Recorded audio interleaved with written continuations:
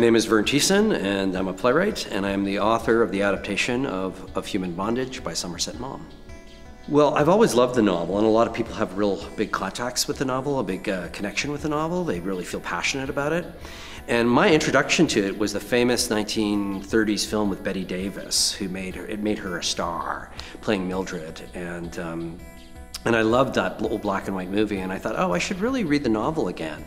And I read it and I thought, this would be great on the stage. And then I found out that it had never been adapted for the stage ever before, which was hard to believe because Maugham himself was a playwright. And so that started a 2-year process of trying to actually get the rights to adapt the book into play form, which finally my agent and I managed to do. So it has been a long and passionate approach to try to find the rights to this extraordinary book. And also, it's considered one of the greatest novels ever written, and so I really wanted to bring it to a wider audience.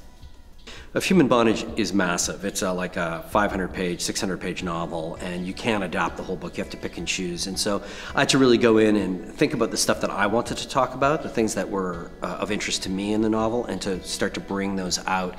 Because it's not just simply putting the novel on stage. You have to create a structure for it. You have to find out what is really passionate for you as a writer, and bring those kinds of stories, to the adaptation.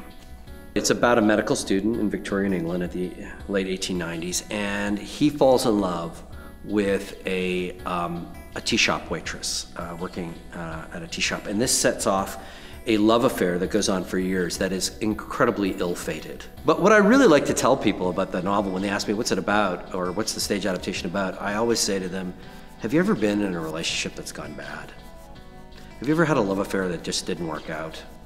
Have you ever felt addicted to something, whether it's alcohol or drugs or gambling or coffee or chocolate or something that you felt like, I need to have that, I need to have that. I know it's completely irrational, but I need to have that.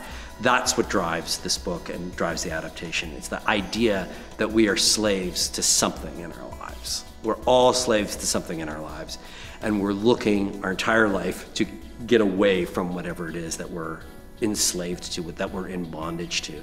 And that's what all the characters in this play, of which there are probably over 20, are all slaves to something, and they're all trying to get away from that. I'm thrilled to have this premiere at Soulpepper. There's only a small number of companies in North America who could do this play because it's so large. So I'm just over the moon that Soulpepper is doing it.